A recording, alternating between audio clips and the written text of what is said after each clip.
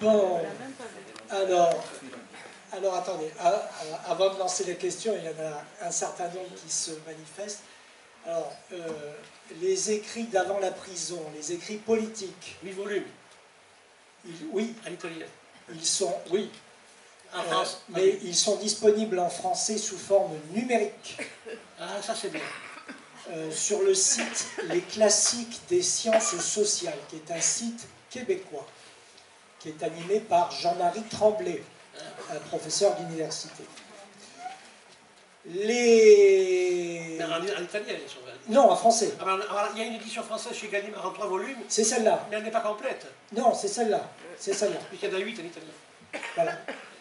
Les cahiers de prison, il y a des anthologies. Il y en a 2, 3, 4, je ne sais pas. J'en ai fait une. Tu en as fait une, aux éditions sociales. L'une n'est pas faite. Et que Cheyan en a fait une autre. C'est bien. Et puis alors, je place cette référence, parce qu'après peut-être soit je n'y penserai plus, soit je n'aurai pas la parole, mais sur le concept d'hégémonie et d'état éducateur que André a mentionné. Il y a un livre génial, c'est Le mythe de l'école de Jules Ferry, de Jean Foucambert. Je n'ai pas lu ça. De qui? Ah, de qui? Jean Foucambert. C'est des années 70 par là. Et c'est un. Je suppose qu'il y en a dans la salle qui connaissent ça. C'est un livre qui explique très très bien comment la Troisième République elle a mis en place l'école pour mettre en place, à travers cette école, son hégémonie. Voilà. Et le petit, c'est Gramsci dans les textes. Hein. Oui. J'ai vu une question là. Alors, j'ai 2 questions.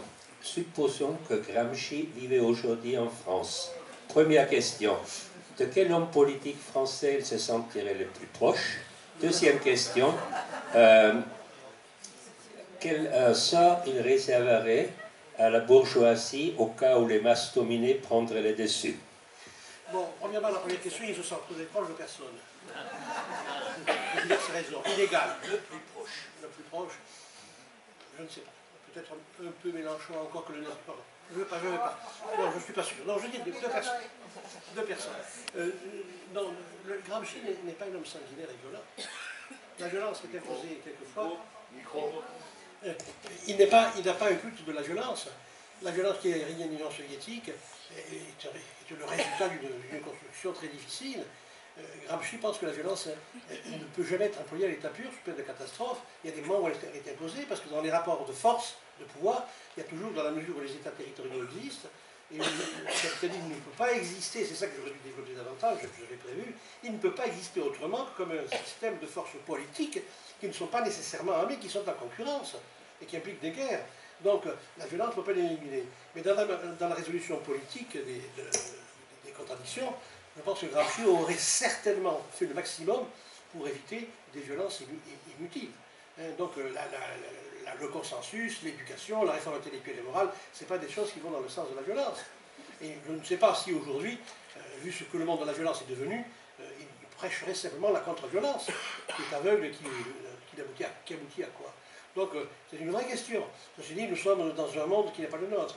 Alors la vraie question qui est posée, c'est de savoir aujourd'hui, est-ce que nous pourrions développer une analyse du système monde, qui est la puissance, la finesse, la capacité, disons, de stimulation que celle que Gramsci a analysée pour son temps? Ça nous manque. C'est très difficile de retrouver une pensée de cette envergure. Hein.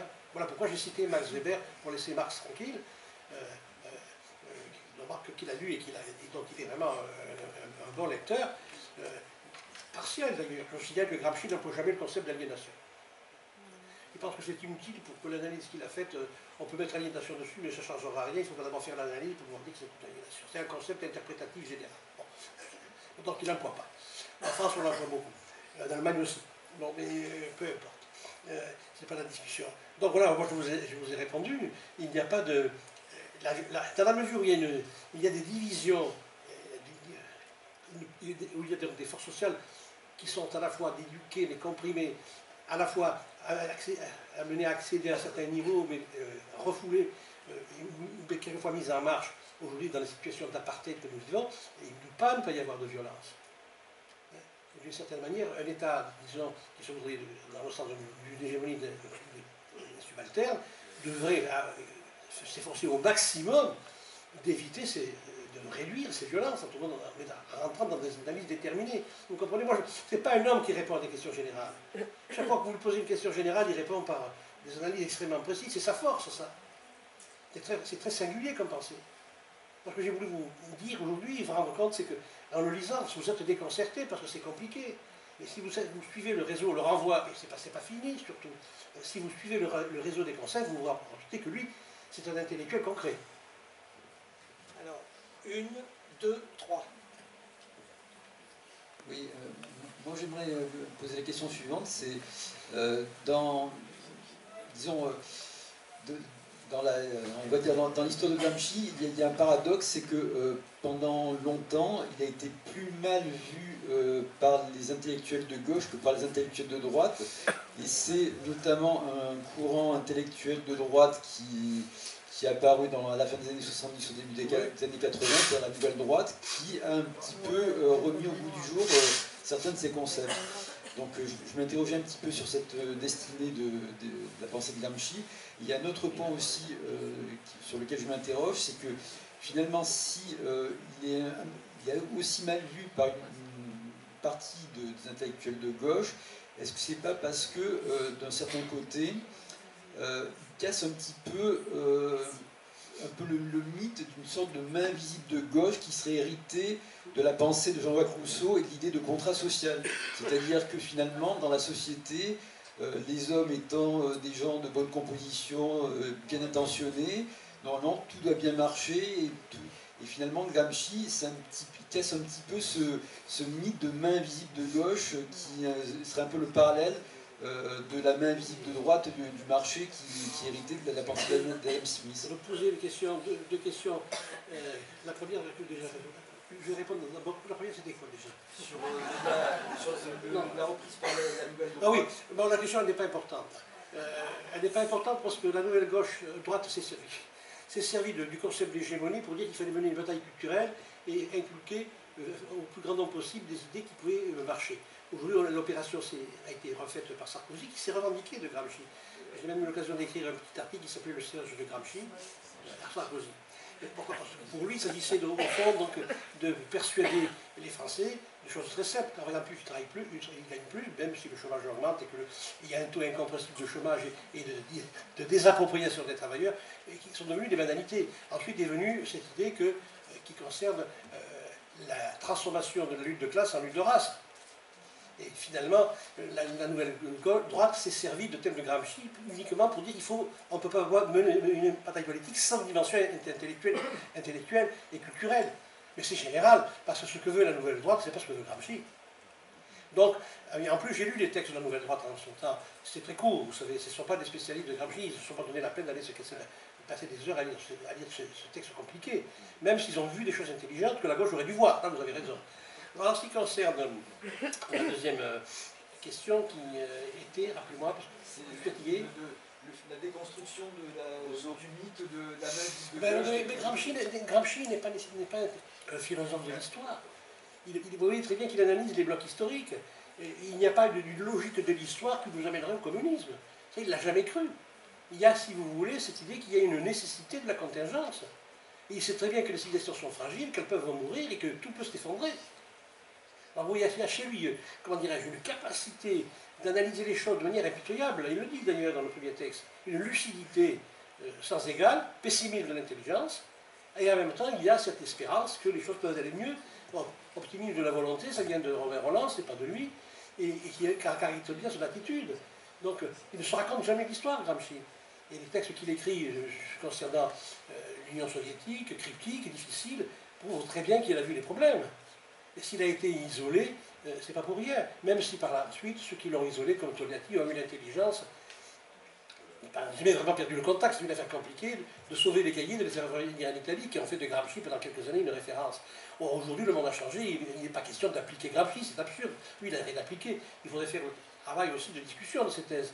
L'industrialisme de Gramsci, qui est un point important dans les années 30, ne peut pas être soutenu aujourd'hui, où la question écologique a pris une importance que Gramsci n'a pas vue, c'est pas le contraire. Mais comment un Italien qui vit dans une ville de Sardaigne de la fin du XIXe siècle peut-il être penser que avoir des préoccupations d'ordre écologique? Lui, il voit dans le développement industriel l'occasion pour sortir de la misère et de la faim ces masses de paysans pauvres, qui sont la majorité en Sardaigne, avec quelques barons de la terre.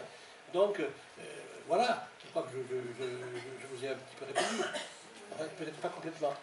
Enfin, oui. Gramsci a élaboré la notion, le concept de la praxis. Oui. Mais ces élucubrations intellectuelles, elles n'impliquent pas la praxis. De qui? Les élucubrations intellectuelles de qui? De Gramsci. Mais ce n'est pas des élucubrations. Pour moi, c'est des élucubrations intellectuelles. Ah ben là, tu l'as lu? Il faut avoir un personnage, tu vois, vous voyez, comme tu veux, où vous voulez, je ne pense pas que ce soit des élucubrations. Les analyses historiques de Gramsci, la création de concepts pour penser la politique, ce n'est pas des élucubrations. Moi, je vois ça des élucubrations. Bon, ben donc ça n'implique pas la praxis elle-même, d'une part. Et d'autre part, la notion du bloc historique, elle a été effectivement abordée par Gramsci, dans la question méridionale. Il visait à l'époque le bloc de la paysannerie, avec ses alliances. Après, dans le cahier numéro 4, elle a abordé la question du bloc historique. Il disait que c'est l'alliance entre la superstructure et l'infrastructure. C'est une unité. Cette unité. On ne peut pas les séparer. Après, il a développé la notion de l'identité, l'histoire politique. Et après, il a dit tout simplement c'est l'esprit. Moi, je vous pose la question, en quoi elle est utile, la théorie de Gramsci, pour la gauche? C'est la première question. Elle n'a pas été utilisée, alors on ne peut pas répondre. C'est la première question. La deuxième question, en l'état actuel du mouvement ouvrier international et de la gauche en général, au niveau global, est-ce qu'il est possible aujourd'hui d'envisager la prise de pouvoir par la classe ouvrière par des moyens pacifiques, sans passer par la violence? Moi, je ne vais pas répondre à ces questions pour des raisons théoriques. Alors, je ne peux pas répondre à des questions qui m'envoient sur notre terrain. J'ai dit qu'il espérait pouvoir réduire le rôle de la violence. Il n'a pas dit qu'elle disparaissait. La question de savoir si la gauche peut ou ne peut pas, c'est à la gauche de la poser. Moi, je ne peux pas répondre à une question si massive en si peu de temps. D'autre part, Gramsci n'a pas dit que c'était la liberté. Qu'est-ce qu'il dit? Il dit que les choses que le matérialisme français, le matérialisme dialectique soviétique repris en France ne peut pas penser, à savoir que la formation de volonté subjective, collective et singulière est absolument indispensable pour amener une transformation qui est exigée ou qui est rendue possible par des développements qui viennent de l'économie. C'est tout ce qu'il dit au cinéma. C'est pas du cinéma, ça. C'est une vérité. Comment penser les révolutions qui ont eu lieu s'il n'y avait pas eu cette praxis? Et il ne parle pas d'esprit. Alors il dit, ce que les idéalistes ont bien compris, c'est que eux, ils pensent que c'est l'esprit humain qui construit l'histoire. Mais ils pensent que la réponse matérialiste, elle est historique, elle doit être compliquée. Il ne dit pas que le matériel disparaît. La question qui est posée, c'est de faire en sorte comme si il était théoricien de l'esprit, construit de manière naïve. C'est tout sauf un naïf. Je donne un exemple qui n'est pas de Gramsci, qui est de Hegel.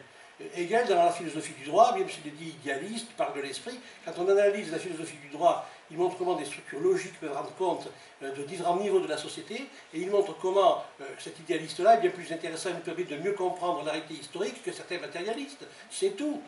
Qui répète toujours la matière est première par rapport à l'esprit, et puis qui répète le catéchisme dogmatique. Moi, je ne comprends pas comment on peut dire que Gramsci pense à des élucubrations parce qu'on trouve une fois le mot esprit. Bon, il y a des idéalistes qui sont de grands esprits, de grands penseurs, je n'y peux rien, alors on dira ça aussi de Sartre. et bien d'autres. Moi, personnellement, je suis méfiant à l'égard de ces formules réductrices, parce qu'avec l'illusion de participer de manière effective et efficace à un combat politique, on se prive de la lecture et de l'assimilation de choses qui peuvent être utiles. Moi, Gramsci, je ne fais pas de la référence biblique. Je pense que au XXe siècle, il est de ceux qui ont fait le plus pour penser ce qui était devenu le monde dans sa concrétude. C'est un penseur concret, ce n'est pas un penseur idéaliste au mauvais sens du terme. Alors que dans le matérialisme développé dominant en Russie avec Plekhanov, issu de la Brionade d'ailleurs en italien, aussi, il y a des choses qu'il n'accepte pas, c'est tout à fait normal. Il n'y a pas que lui. À l'école de Francfort, serait aussi prudente que moi, les théoriciens de l'école de Francfort, pour liquider comme ça les gens qui parlent de l'esprit. L'esprit, ça veut dire la conscience, la subjectivité, la dimension éthique et politique. Je crois que si on pense de manière aussi massive, eh bien, il y aura de la violence, oui.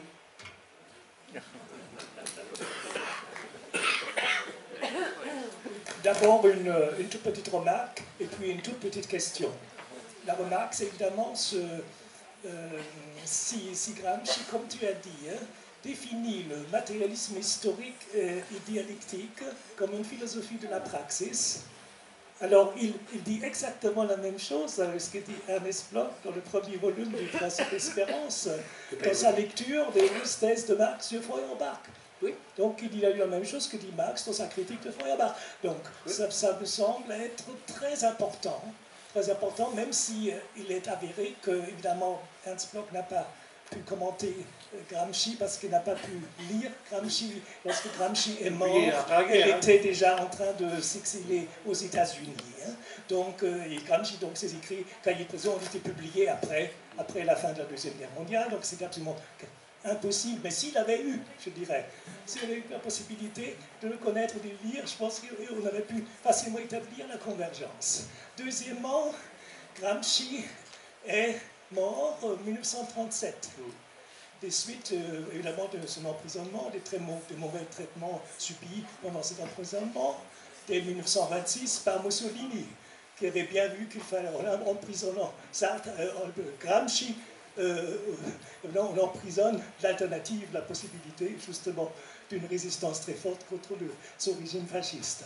Donc 1936, c'était l'année des grandes purges staliniennes. C'était l'année où Staline faisait le procès contre Boukharine. Et évidemment, quand on lit des textes de Gramsci, alors est-ce qu'on peut dire est-ce qu'on peut dire vraiment, ou pourrait-on pas éventuellement avancer l'hypothèse qu'il n'était pas, est-ce qu'il était vraiment conscient, je dirais, du danger que représente Staline pour le mouvement ouvrier international et pour le socialisme en général, au sens universel, à cette époque, justement, face à l'idée donc émancipatrice du socialisme et du communisme qu'avait Marx. Pour la première question, je pense effectivement que Bloch était un auteur très important et que les textes sur Feuerbach sont des textes que Gramsci cite le plus. Ils sont d'ailleurs retraduits en italien dans les cahiers de prison. Donc l'intérêt de Bloch pour les phénomènes culturels, le principe d'espérance, je pense que Gramsci aurait été plus prudent sur la dimension eschatologique, parce que ce n'était pas un esprit eschatologique, mais Gramsci aurait été sensible à la polémique, il se serait retrouvé certainement dans la partie polémique. Bon, et en même chose, Gramsci, qui est athée, mais prend très en considération dans les phénomènes d'idéologie l'importance de la religion sous tous les aspects. Et donc, comme le fait Bloch. Donc là, je crois qu'il y avait qui étaient très sensibles au phénomène culturel et aussi à l'art. Ça les aurait rapprochés. Alors je pense effectivement que la confrontation sérieuse n'a jamais été faite à ma connaissance. En ce qui concerne l'acceptation ou pas de Staline, c'est très difficile de le dire, parce que je ne sais dans quelle mesure a-t-il été vraiment instruit. Il a été. Je crois qu'il veut maintenir jusqu'au bout une fidélité à cet engagement de jeunesse en pensant que l'Union soviétique sera peut-être capable d'avoir un mouvement d'autocritique et de réforme intellectuelle et morale. Mais il en doute. Et en tant que militant homme de parti, il n'est pas allé à être explicitement anti-stalinien. Je crois que c'est la vérité. Pouvait-il l'être ou pas, c'est une autre affaire. Alors, il est certain que s'il était évident, et surtout de vivant du parti de cette prison, il aurait perdu toute fonction de direction parti politique, et il se serait retiré dans la vie privée. Personne n'aurait voulu de lui comme dirigeant s'il était capable d'exercer. Donc, la question, c'est qu'on peut trouver que sa critique du stalinisme est limitée. mais je crois que la question qu'il pose de l'organisation d'un mouvement populaire est une vraie question. Et il la pose dans des termes qui sont apparemment fidèles à la théorie marxiste-léniniste et qui en fait ne sont intéressants que parce qu'il infléchit. Monsieur, la question de l'homme politique proche a été posée et vous avez répondu très clairement. Je vous avoue qu'en écoutant votre exposé sur Gramsci en tant que penseur, j'ai irrésistiblement pensé à Edgar Morin et sa pensée complexe. Est-ce que l'allusion est idiote? Elle n'est pas du tout idiote, parce que Edgar Morin s'est surtout intéressé donc, à quelques phénomènes sociologiques, puis il est surtout l'auteur de cette énorme encyclopédie. Je ne sais pas si Gramsci avait l'encyclopédie, il était très curieux, mais je crois que le thème de la complexité est présent chez lui de manière organique. Ceci dit, je retourne un peu à la question, les thèses de Morin sur la biologie, sur ces 6 volumes sont intéressants. Sur la vie sociale, je les trouve finalement, malgré la polémique anti-bureaucratique, favorable à l'auto-organisation, je trouve que même plus politiquement, ils sont un peu courts. Mais parce que je ne sais pas si Morin est vraiment, comment dirais-je, aussi attentif à la complexité proprement politique. Mais enfin, vous avez raison, le thème de la complexité les rapproche vraiment. Autre question. Je ne la vois pas.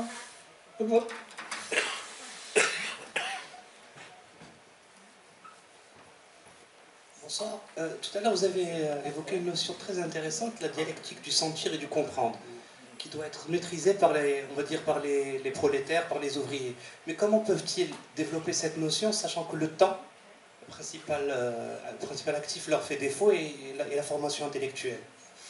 La question est, ils peuvent, disons, répondre à cette difficulté précisément dans la mesure où ils s'organisent politiquement.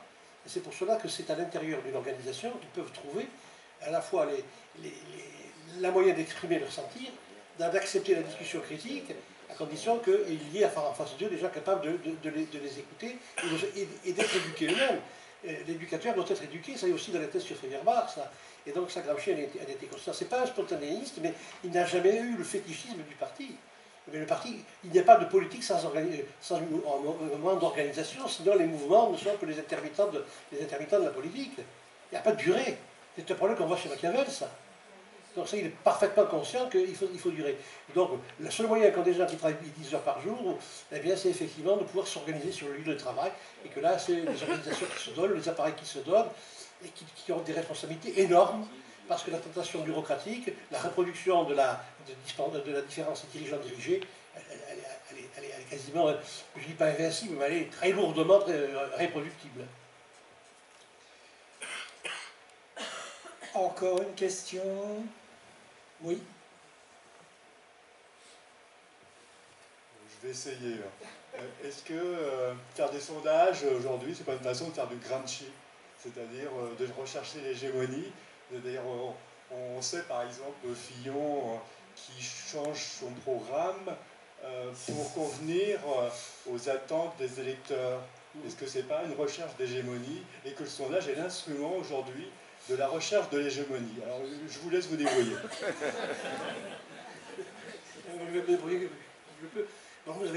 C'est juste. Aujourd'hui, si vous voulez, Gramsci était très sensible au rôle des médias. Les sondages n'existaient pas à son temps, mais il a écrit des choses sur la presse, sur le journalisme qui sont assez remarquables. Et il montre comment les journaux font et fabriquent l'opinion publique permettant un certain type de consensus. Et il montre aussi, ce que vous dites est très intéressant, parce que qu'est-ce que ça veut dire? Ça veut dire que les hommes politiques poussent le plus loin possible les programmes permettant de subalterniser encore un peu plus le monde du travail et de le réduire, et qu'ils voient que si ça ne passe pas, que font-ils? Ils reculent, ils font un compromis. Et, quitte à revenir de plus belle le moment venu. Donc je crois qu'il ne faut pas se laisser leurrer par ce pas en arrière qui est fait. Dès qu'il pourra se faire, il y aura un pas en avant si personne ne s'y oppose. On trouve d'ailleurs dans les cahiers de prison, je le signale, je ne sais pas dans quel cahier, une maquette de journal révolutionnaire. d'éducation populaire. Il a été journaliste à la Cité Il a été journaliste. La vente, il accepte lui-même qu'il a été le créateur de Monita, et il a toujours développé Monita de cette époque. Et l'Ordi Le Nord, c'est un journal, et il a été un créateur de culture et un organisateur de la culture par le journalisme, précisément. Il décrit un journal tel qu'il devrait être. Ben oui, mais c'est l'Ordi Le Nord qui est à la base de tout ça. Et il donne toute la liste, mais alors... Des rubriques. De toutes les rubriques qu'il devrait y avoir, des thèmes que l'on devrait traiter, etc. Le journalisme intégral, ça s'appelle. C'est...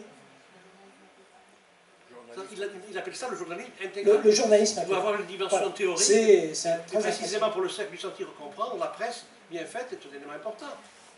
Alors, la question des médias, de nos médias, se pose bien évidemment.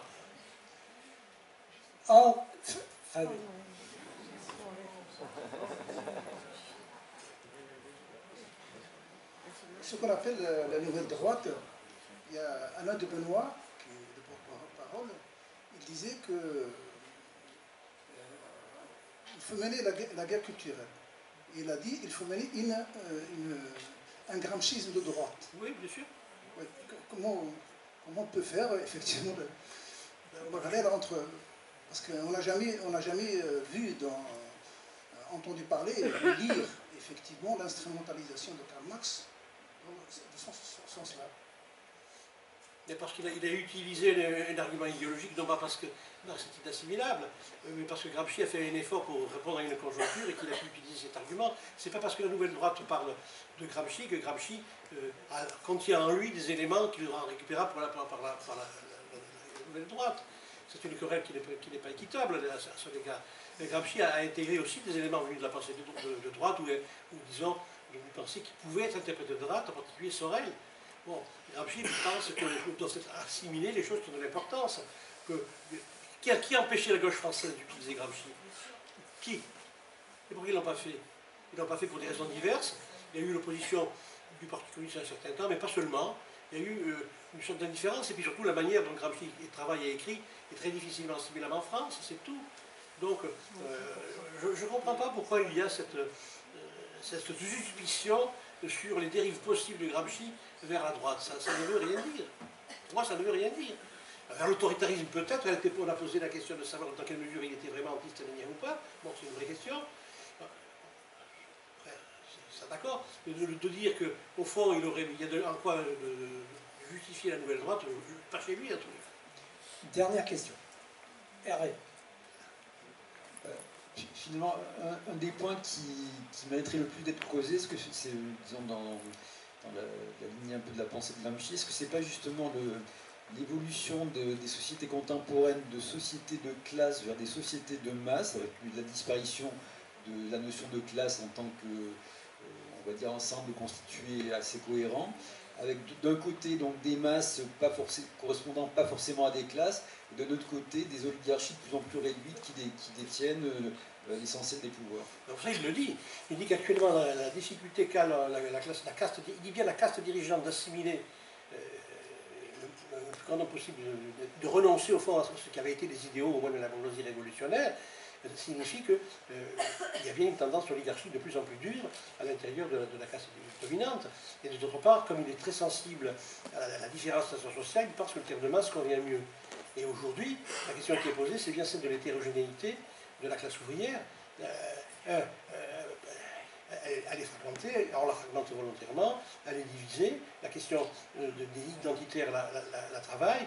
Bon, refaire l'unité de la classe ouvrière ne pourra se faire que si on fait l'unité de ses composants, donc ça veut dire avec tous les travailleurs, qu'ils soient français sous chien, pas sous chien, et d'origine maghrébine, de confession musulmane ou autre. Donc ça, il en a parfaitement conscience, c'est un problème nord-sud intérieur. Mais lui, il ne l'a jamais traité de manière raciste. Merci.